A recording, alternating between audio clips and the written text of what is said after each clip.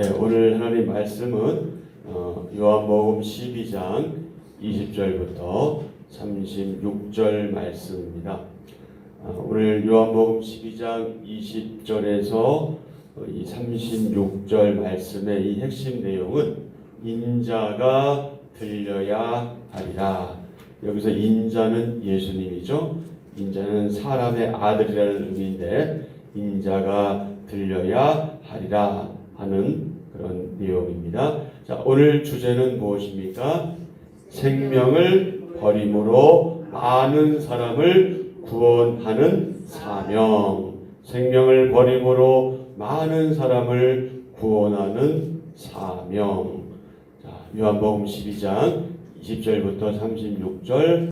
명절에 예배하러 올라온 사람 중에 헬라인 몇이 있는데 그들이 갈릴리 벳세다 사람 빌립에게 가서 청하여 이르되 선생이여 우리가 예수를 배웁고자 하나이다 하니 빌립이 안드레에게 가서 말하고 안드레와 빌립이 예수께 가서 여쭈니 예수께서 대답하여 이르시되 인자가 영광을 얻을 때가 왔도다.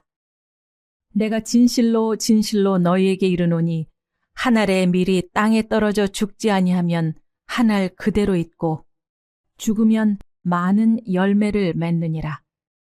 자기의 생명을 사랑하는 자는 잃어버릴 것이요 이 세상에서 자기의 생명을 미워하는 자는 영생하도록 보존하리라.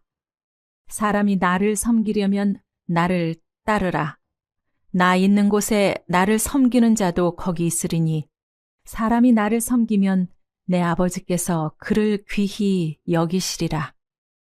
지금 내 마음이 괴로우니 무슨 말을 하리요? 아버지여 나를 구원하여 이 때를 면하게 하여 주옵소서. 그러나 내가 이를 위하여 이 때에 왔나이다.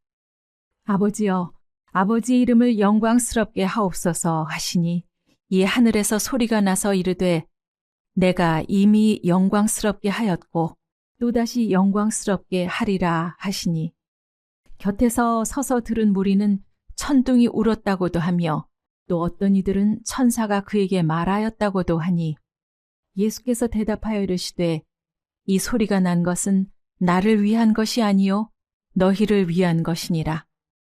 이제 이 세상에 대한 심판이 이르렀으니 이 세상의 임금이 쫓겨나리라. 내가 땅에서 들리면 모든 사람을 내게로 이끌겠노라 하시니 이렇게 말씀하심은 자기가 어떠한 죽음으로 죽을 것을 보이심이러라. 이에 무리가 대답하되 우리는 율법에서 그리스도가 영원히 계신다 함을 들었거늘 너는 어찌하여 인자가 들려야 하리라 하느냐. 이 인자는 누구냐? 예수께서 이르시되 아직 잠시 동안 빛이 너희 중에 있으니 빛이 있을 동안에 다녀 어둠에 붙잡히지 않게 하라. 어둠에 다니는 자는 그 가는 곳을 알지 못하느니라. 너희에게 아직 빛이 있을 동안에 빛을 믿으라. 그리하면 빛의 아들이 되리라. 예수께서 이 말씀을 하시고 그들을 떠나가서 숨으시니라. 아멘. 오늘의 말씀 요약입니다. 예수님은 인자가 영광 얻을 때가 왔고 한 알의 밀이 죽으면 많은 열매를 맺는다고 하십니다. 아버지의 이름을 영광스럽게 하시기를 예수님이 기도하시니 하늘에서 소리가 납니다. 예수님은 자신이 땅에서 들리면 모든 사람을 이끌겠다고 하시며 아직 빛이 있을 동안에 빛을 믿으라고 하십니다. 아멘. 자, 오늘 말씀도 두 부분으로 구분되어 있는데 20절부터 27절, 28절부터 36절입니다. 20절부터 27절의 소주제는 인자가 영광을 얻을 때가 왔다. 28절부터 36절은 이 세상 임금이 쫓겨나리라. 자, 예수님은 사명을 이루실 때를 아십니다. 헬라인 몇 명이 예수님을 뵙고 싶다고 하시오. 20절, 21절. 명절에 예배하러 올라온 사람 중에 헬라인 몇이 있는데 여기서 헬라인은 다른 말로 그리스인이죠.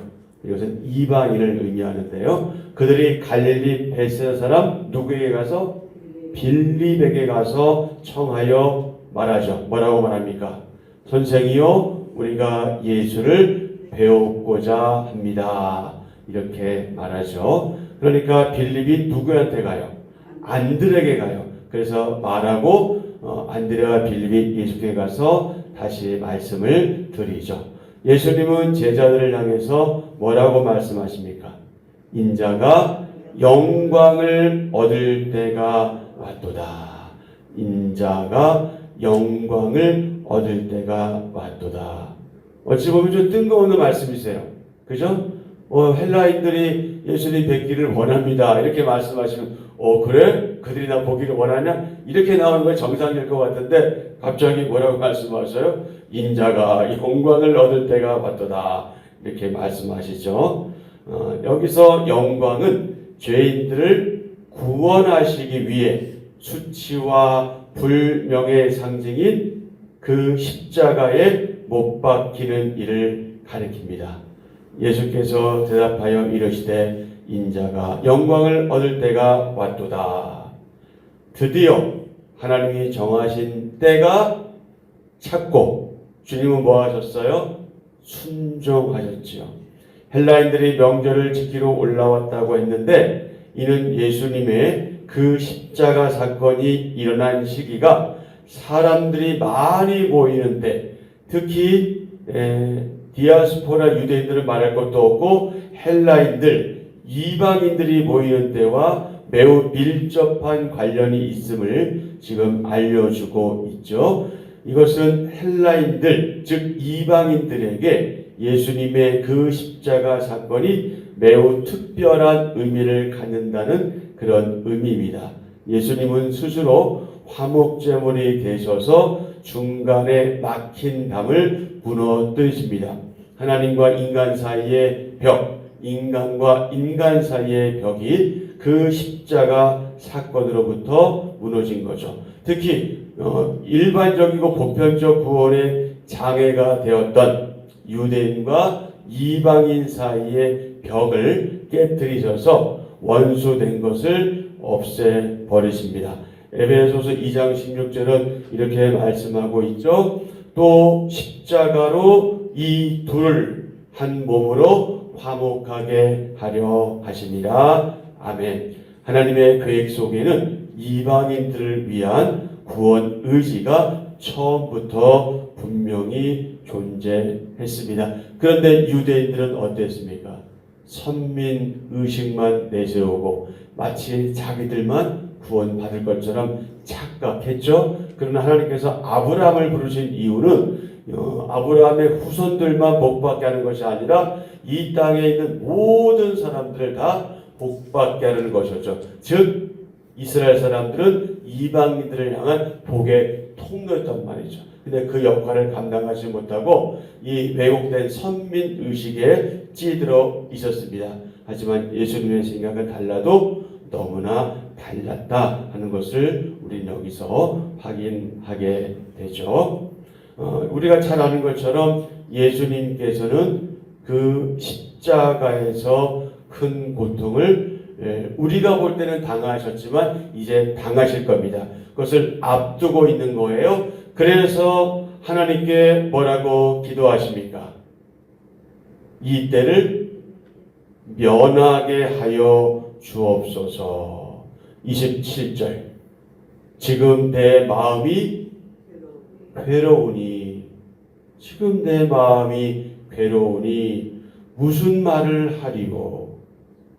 여러분, 우리가 괴로울 때 말 많이 잘 안 하게 되죠. 네. 무슨 말을 하겠어요? 너무 힘들고 너무 답답하고 너무 어려운데 마음이 너무 괴로운데 무슨 말 하리요? 그러면서 뭐라고 말씀하셔요? 아버지여, 나를 구원하여 이 때를 면하게 하여 주옵소서. 사실 예수님이 오신 이유는 인류의 죄를 구속, 대속하시기 위해서 오셨는데 그 방법이 십자가였잖아요. 근데 그걸 지금 하셔야 되는데 이거 얼마나 힘든 일이면 이렇게 표현하시겠어요. 내 마음이 괴롭다. 내가 무슨 말을 하겠냐. 그러면서 아버지께 구하잖아요. 기도하잖아요. 나를 구원하여 달라고.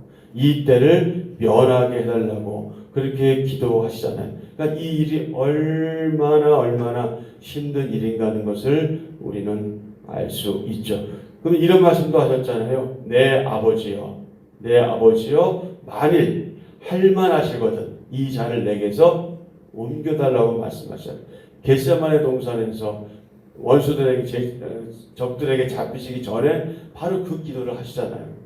예수님 그분이 하나님이심에도 불구하고 완전한 인간이시기 때문에 이것은 인간으로서는 결코 쉽지 않은 그런 일이었단 말이죠. 그런데 뭐라고 또 뒤에서 말씀하셔요. 그러나 내가 이를 위하여 이때에 왔나이다. 이렇게 말씀하시잖아요. 그리고 이 잔을 내게서 지나가게 하옵소서 그렇게 말씀하시고 끝나는 것이 아니라 그러나 나의 원대로 마옵시고 나의 원대로 마옵시고 아버지의 원대로 하옵소서 이러면서 순종하시는 모습을 우리가 확인하게 되죠. 내가 이를 위하여 이때에 왔나이다. 이 세상에 오신 목적을 이루시기 위해 그 십자가를 기꺼이 받아들이신 거죠. 한 알에 미리 땅에 떨어져 죽어야 많은 열매를 맺는 것처럼 자신의 생명을 내던져야 인류의 생명을 구원할 수 있기 때문에 그렇게 하신 거죠. 24절, 25절 내가 진실로 너희에게 이르노니 한 알의 밀이 땅에 떨어져 죽지 아니하면 한 알 그대로 있고 죽으면 많은 열매를 맺느니라. 자기의 생명을 사랑하는 자는 잃어버릴 것이요 이 세상에서 자기의 생명을 미워하는 자는 영생하도록 보존하리라. 아멘. 그러면서도 이렇게 말씀하시죠. 사람이 나를 섬기려면 나를 따르라. 나 있는 곳에 나를 섬기는 자도 거기 있으리니 사람이 나를 섬기면 내 아버지께서 그를 귀히 여기시리라. 아멘. 28절부터 36절의 소주제는 이 세상 임금이 쫓겨나리라. 이제 그 십자가 죽음을 앞두고 예수님은 뭐라고 기도하셔요? 아버지의 이름을 영광스럽게 하옵소서. 28절이죠. 아버지여, 아버지의 이름을 영광스럽게 하옵소서 하시니 이에 하늘에서 소리가 나죠. 뭐라고 말씀하셔요? 내가 이미 영광스럽게 하였고 또 다시 영광스럽게 하리라. 이렇게 하나님께서 말씀하시죠. 예수님의 마음을 아시는 하나님도 하늘로부터 내가 이미 너를 통해 내 이름을 하나님의 이름을 영광스럽게 하였고 또 다시 영광스럽게 하리라 라고 말씀하십니다. 예수님은 이 소리가 누구를 위한 것이라고 말씀하시죠? 너희를 위한 것이다. 29절 30절 곁에 서서 들은 무리는 천둥이 울었다고도 하며 또 어떤 이들은 천사가 그에게 말하였다고도 하니 예수께서 대답하여 이르시되 이 소리가 난 것은 나를 위한 것이 아니요 너희를 위한 것이니라. 아멘. 그러면서 그 의미를 그 뜻을 설명해 주시는데 예수님은 그 십자가 죽음을 통해서 인류를 그리고 특별히 선택하신 자들을 죄에서 뭐하시고 구원하시고 하나님의 이름을 영광스럽게 하실 것이죠. 33절. 이렇게 말씀하심은 자기가 어떠한 죽음으로 죽을 것을 보이심이로라.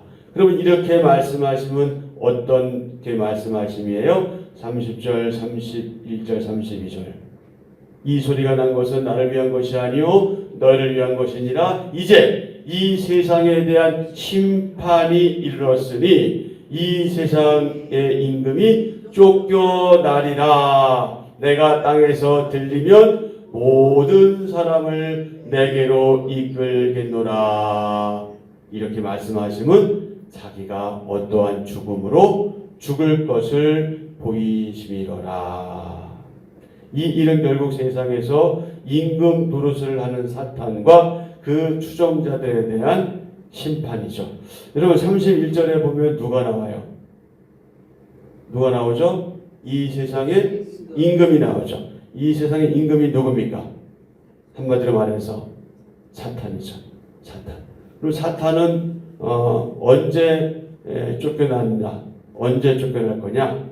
예수님의 그 십자가 사역으로 그 자리에서 쫓겨나게 될 거다.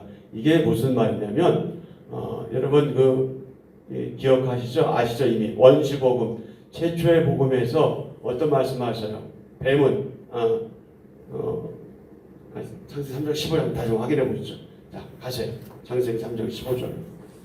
자꾸 확인해 봐요. 창세기 3장 15절.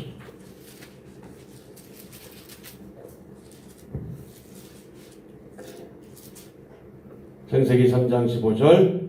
내가 시작.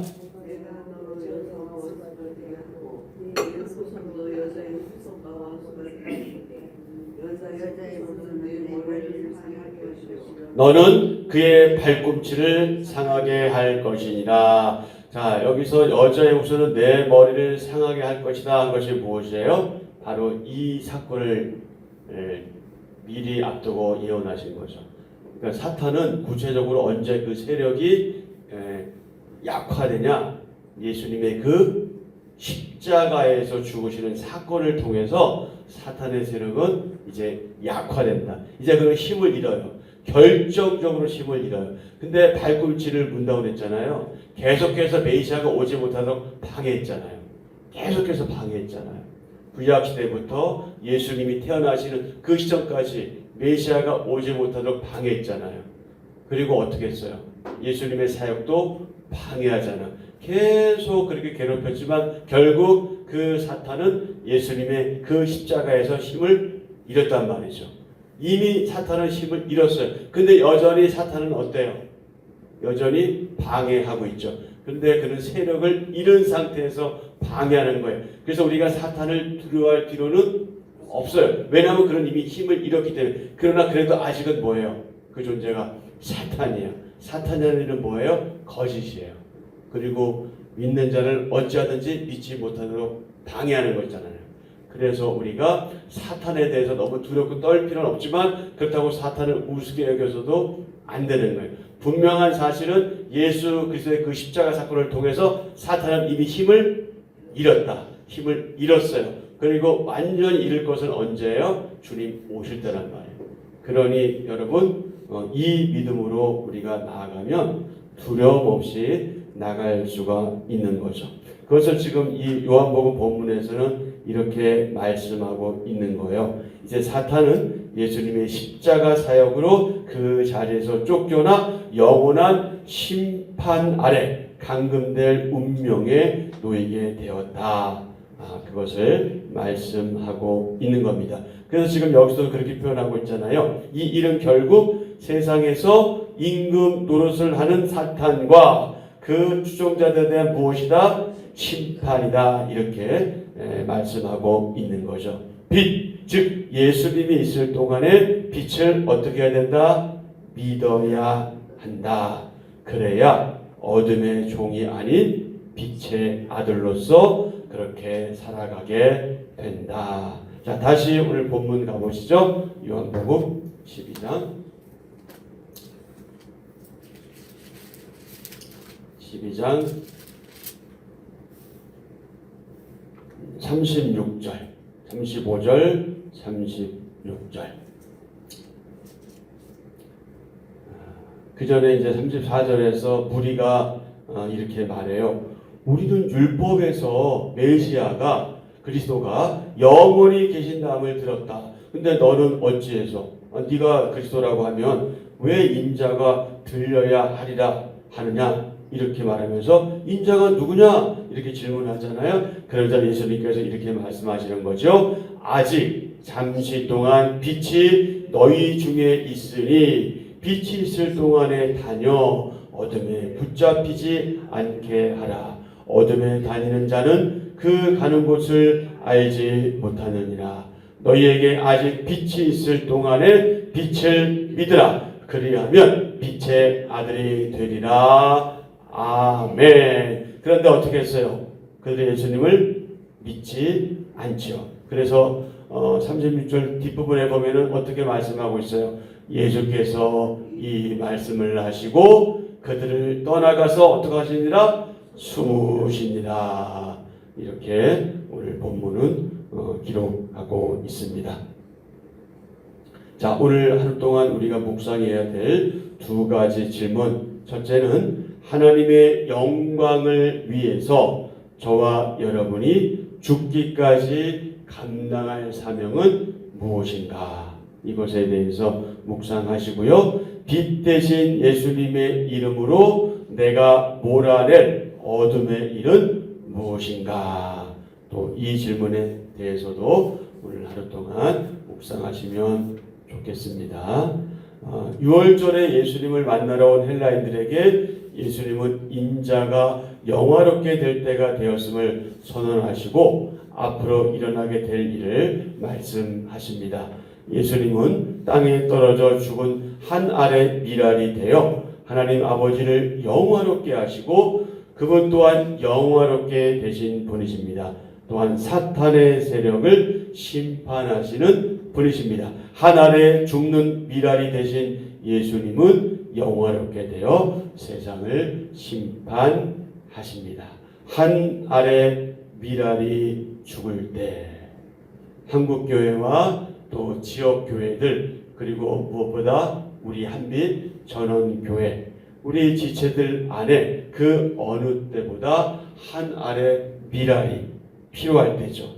그 한 알의 미랄이 죽을 때 예수님처럼 많은 생명의 열매를 맺게 됩니다.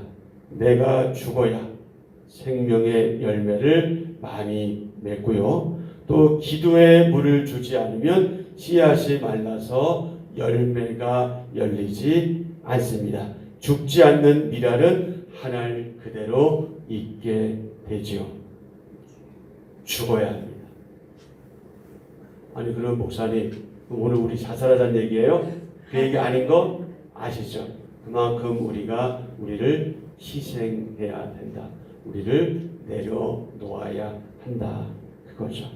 그래서 우리를 통해서 많은 열매가 맺히기를 기대하면서 우리가 예수님을 따르는 진정한 하나님의 사람으로 또 작은 예수로 또 제자로 땅에 떨어져 죽는 하나의 미랄로 살아가려면 시간을 정해서 날마다 하나님께 기도해야 하지요.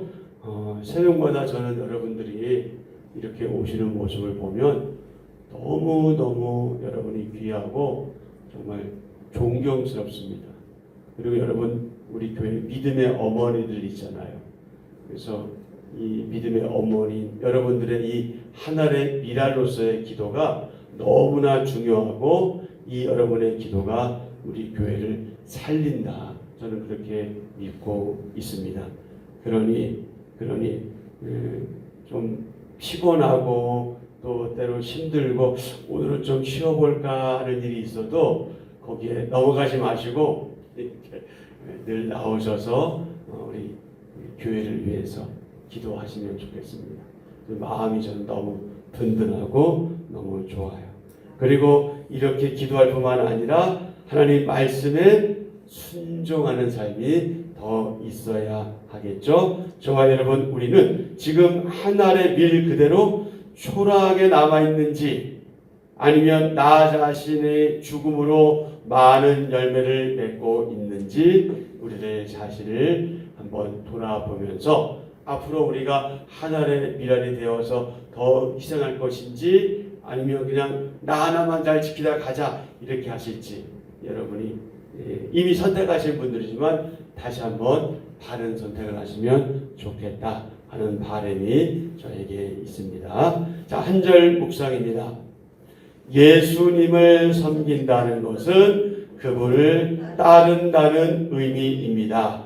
우리를 살리기 위해 헌신하고 희생하신 예수님을 닮아가며 그분이 가신 길을 뒤따르는 것입니다.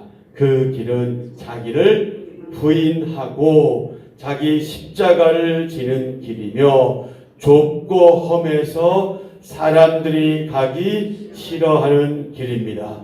높아지는 길이 아니라 낮아지는 길입니다. 그러나 그 길은 죄사함과 구원의 길이며 하나님이 영광스럽게 하시는 빛의 길입니다. 성도는 날마다 죄와 사망의 어둠을 뚫고 생명과 구원의 빛으로 나아가야 합니다. 아멘. 오늘의 기도 드리겠습니다. 주님, 많은 열매를 맺는 한 알의 일처럼 죽어 인류를 구원하신 주님의 사랑을 되새깁니다. 탐욕을 앞세우며 다툼과 불평을 일삼는 곳에 주님이 저를 미랄로 부르셨음을 깨닫습니다. 제가 속한 공동체에서 주님을 따라 기꺼이 십자가를 짐으로써 사랑과 생명의 열매를 맺게 하소서. 아멘. 특별히 오늘의 기도처럼 관련해서 여러분 기도하시고요. 또 말씀 생각하시면서 기도하시고 우리가 늘 기도하는 우리 교회를 위해서 또 특별히 우리 교회에 속한 많은 환우들을 위해서 기도하시고요. 또 이 나라 우리 정치인들 위해서 여러분 기도하시고 하나님의 은혜를 구하는 시간 되었으면 좋겠습니다. 그리고 오늘 금요일이라 또 오후에 성경 일도학교 모임이 있습니다. 공부가 있습니다. 우리 강의로 섬겨주는 우리 사모를 위해서 기도하시고요. 또 우리 수강생들을 위해서 하루 종일 일하고 와서 공부하는 게 참 쉽지 않은데 그래도 참 열심을 내서 공부하는 모습 너무 아름답고 좋습니다. 잘 공부할 수 있도록 배울 수 있도록 그리고 배움을 통해서 그분들이 성장하고 그 성장이 우리 교회 성장과 성숙으로 이어질 수 있기를 위해서 기도해 주시고 또 여러분의 개인적인 소원과 간구를 아뢰시고 그렇게 오늘 하루 일정 시작하시면 좋겠습니다.